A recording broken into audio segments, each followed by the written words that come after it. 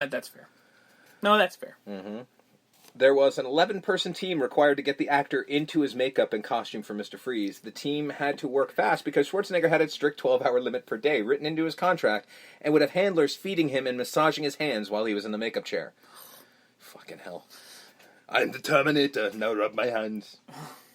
Fucking the Terminator getting a mani-pedi. Jesus, while he's getting into Freeze gear. O'Donnell said that despite hanging out with Schwarzenegger a lot offset, and during promotion for the film, they never worked a single day together. This was achieved with stand-ins. Why? Why? Just next week, because I've done the notes for our next week's movie, you'll see the difference between the two main actors. And you'll understand what I mean by that next week. Fair enough, yeah.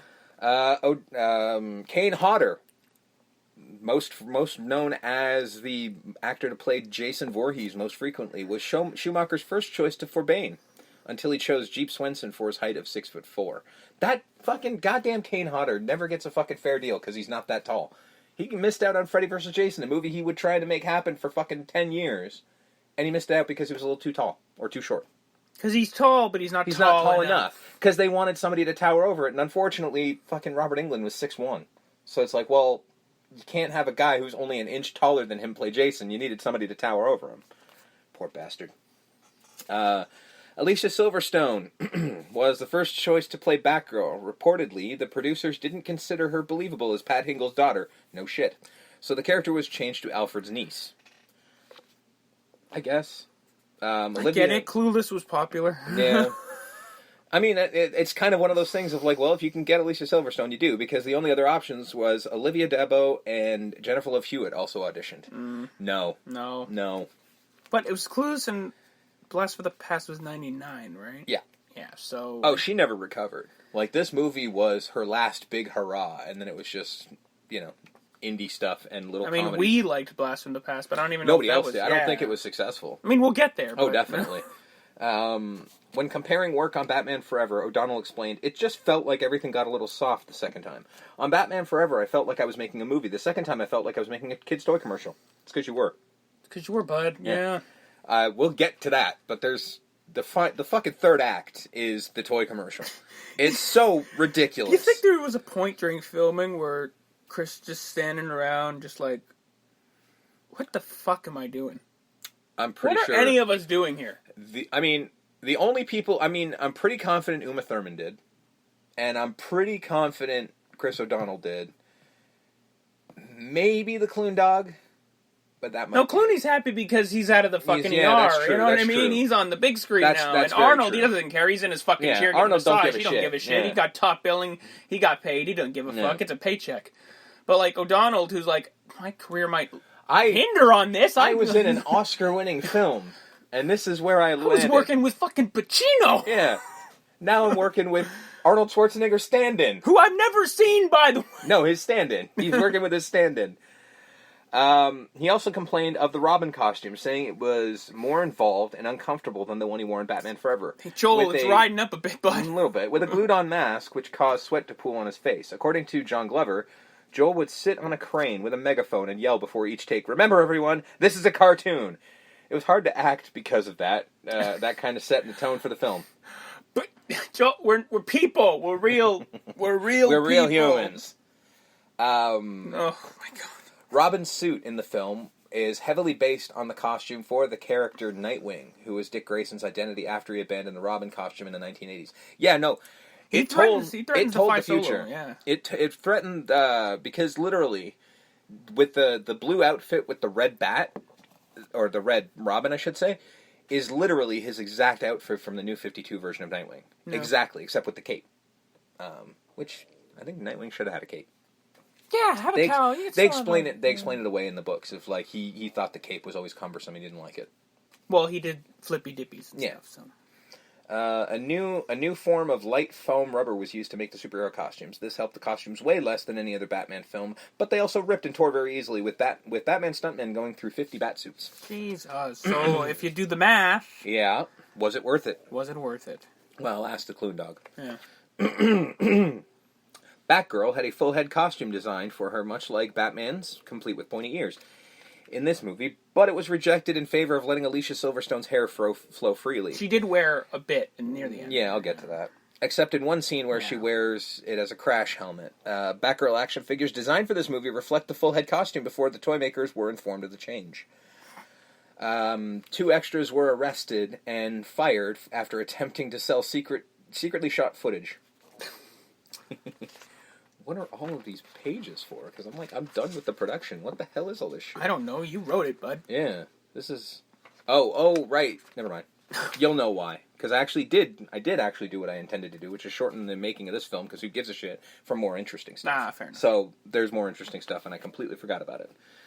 There's a lot of notes, man. Some of the shit bleeds together. Like Batman, the music for the film. Like Batman Forever, the original score for the film was written by Elliot Goldenthal, and it sounded like he just copied and pasted it. It's the same soundtrack. It pretty much is. The soundtrack, the actual soundtrack, featured a variety of genres with various bands and performers. Alternative rock with the Smashing Pumpkins, The End is the Beginning is the End, and the alternate, The Beginning is the End is the Beginning. Goo Goo Dolls' contribution, Lazy Eye, and REM's song Revolution. R&B singer R. Kelly stopped peeing on someone long enough to write Gotham City for the soundtrack, which became the other song featured in the end credits, as well as one of the singles reaching top 10 in the United States and the UK. Eric Benet and Nichelle, I can't pronounce that, so I'm not going to try. I apologize, it sounds better than me butchering it, also contributed R&B songs. There's a lot of consonants in there. I can't make that make sense, and I'm not going to try because it'll just sound horrible if I do, so I apologize for that. Also included in the top 5, a second single, Look Into My Eyes, by the hip-hop group Bone Thugs-n-Harmony. Really good song, actually. Other songs featured included EDM elements, including those by Malako and Arcana. The soundtrack was released on May 27, 1997, a month before the film. The End is the Beginning is the End by the Smashing Pumpkins won a Grammy Award for Best Hard Rock Performance at the 40th Grammy Awards. The Beginning is the End is the Beginning was used in the trailer for Zack Snyder's Watchmen film. And if you ever saw me in a movie theater watching that, you would basically see a human being come. Because Smashing Pumpkins are my favorite band, this is one of my favorite songs, and it was a trailer for Watchmen. I had everything I needed in my life in that moment. It was when I was watching The Dark Knight. They showed the trailer for that. And yes, I know we can't get to that movie, but we did both like Watchmen. Come at us, bro. Yeah. It was great, and the ending of the movie makes more sense than the book. So I dare you to try and fight me on that. I fucking dare you. Anyway. Rated number 5 in Entertainment Weekly's Top 25 Worst Sequels Ever Made. That's still too low. Perhaps. Kenneth Turan of the Los Angeles Times believed the film killed the Batman film series and felt Batman and Robin depended too much on visual effects. I disagree. It's the only thing it had going for him, is the effects were alright. Oh, really? Some of them. Jesus Not all of them. Christ. Not all. It's fucking 1997. Deal with it. In later interviews, director Joel Schumacher blamed studio pressure to make the film more toyetic, i.e. a showcase for marketable toys and games. So say it the man who yelled, "We're making a cartoon, everybody!" I'm guessing he was probably pissed off by that point of like, fuck this shit. Nobody cares. They didn't like my cartoon movie. Producer Peter McGregor Scott also resented the emphasis on the merchandising, saying, I feel like you let a filmmaker just make a good movie, you'd sell toys anyway. He's not wrong. Yeah, but you need a good filmmaker. He's a good filmmaker. He's made good movies. The movie he made, whilst working on trying to get this made, was a fantastic fucking movie. Fair enough. Time to Kill is a great fucking movie. Yeah. In Legends of the Dark Knight, an episode of New Batman Adventures, 3 teenagers discuss their ideas about what Batman is really like. They briefly meet a youth called Joel, whose idea of Batman reflects characterizations and costume portrayed in Schumacher's Batman and Robin. The teens treat Joel's idea with utter disdain. Batman and Robin was nominated for the Saturn Award for Best Fantasy Film as well as Best Makeup and Costume, but won none of them. However, let's face it, the only awards we give a shit about, nominations at the Razzie Awards. This is going to become a running theme, I think. Oh, absolutely. In this show. Oh, absolutely. Included Schumacher for Worst Director, George Clooney and Chris O'Donnell for Worst On-Screen Couple, Akiva Goldsman Worst Screenplay, both Chris O'Donnell and Arnold Schwarzenegger Worst Supporting Actor, Uma Thurman for Worst Supporting Actress, as well as Billy Corgan Worst Song for The End is the Beginning is the End, which... That last part makes no goddamn sense. Did you listen to that song? Like, I get it. It's attached to this movie, but you gotta remove your... And I mean, I can understand, because some people don't dig the Pumpkins because, you know, Billy Corgan's voice is his own. And this is probably the most pumpkin-y of pumpkin-y songs. But the song still fucking rocks. Come on. Where the hell am I? Batman and Robin also received nominations for Worst Picture, Worst Remake or Sequel, and Worst Reckless Disregard for Human Life and Public Property. Ultimately, out of 11 nominations, only Alicia Silverstone won Worst Supporting Actress, and that's a crime. That is a goddamn crime. They should have won for all of them except for the worst song, because that's just stupid. George Clooney has been known to refund people who saw this film. The image of George Clooney going into his wallet and pulling out like a 12 or something or a 10 or just like, I'm sorry. It was like $8 back then. Yeah, it's like, here's 10. You know what? Here's 10. Here's 10. However, he doesn't regret doing it at all. In fact, he credits the film for making him a leading man in Hollywood, as he had previously been a TV actor. He still keeps a poster of the film in his home office to remind himself. Which is not wrong. Nope. Because he made a shit ton of movies after this. So everyone else's career kind of stalled, except for his. Yeah. And Uma Thurman did it all right. Yeah. But she can... Thanks, Quentin. She can thank Quentin, yeah. It's like, you can shoot my feet all you want. Just fucking put me in a movie, goddammit. In Watchmen, director Zack Snyder and comic book artist Dave Gibbons chose to parody the molded muscle and nipple batsuit design from Batman and Robin for the Ozymandias costume. If you look, he's got fucking nipples, which I dig. The roller coaster, Mr. Freeze at Six Flags Over Texas, was supposed to open in 1997 with the release of the film. Arnold Schwarzenegger and George Clooney were scheduled to appear at the opening of the Gotham City area and be the first to ride Mr. Freeze. Troubles with the launch system delayed the opening until 1998. Schwarzenegger never appeared because he had another promised project at the time. Clooney decided not to go because Schwarzenegger didn't. Which is fair.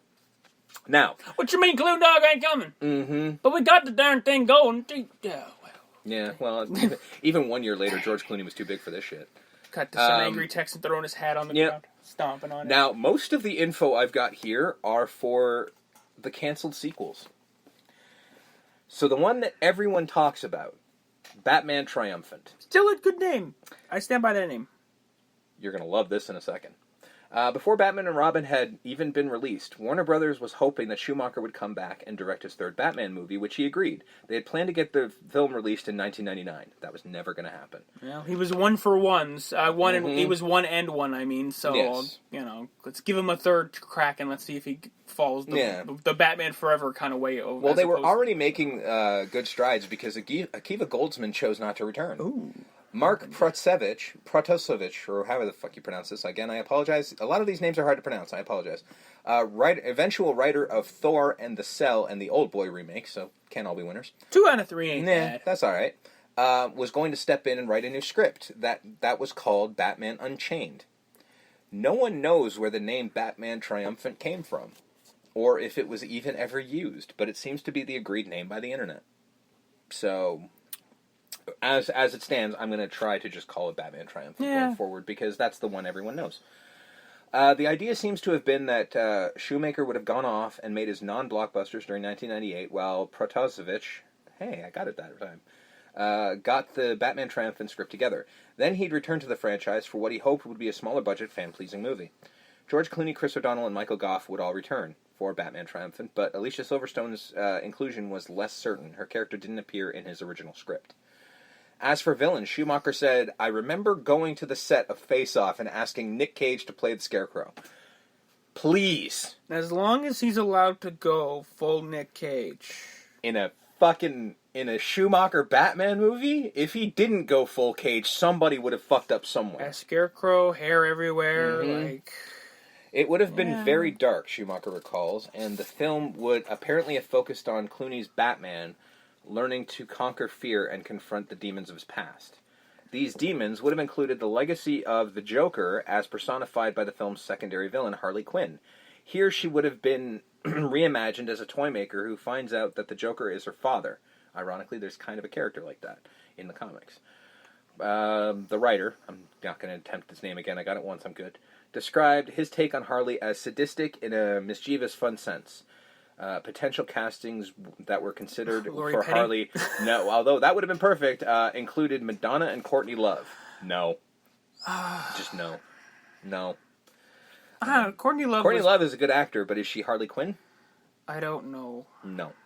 In this one, maybe. Dark? Maybe. I'd rather her than Madonna. That's very true. Given the option, you have one or the other. That is I'm very going true. with Courtney Love. Thus, Harley would develop a vengeful desire to bring down Batman, which would have contrasted with Scarecrow's evil motivation. Scarecrow apparently would have had a personal vendetta against Bruce Wayne, not Batman. Eventually, upon working out their targets are actually one and the same, Harley and Scarecrow would have teamed up in the third act.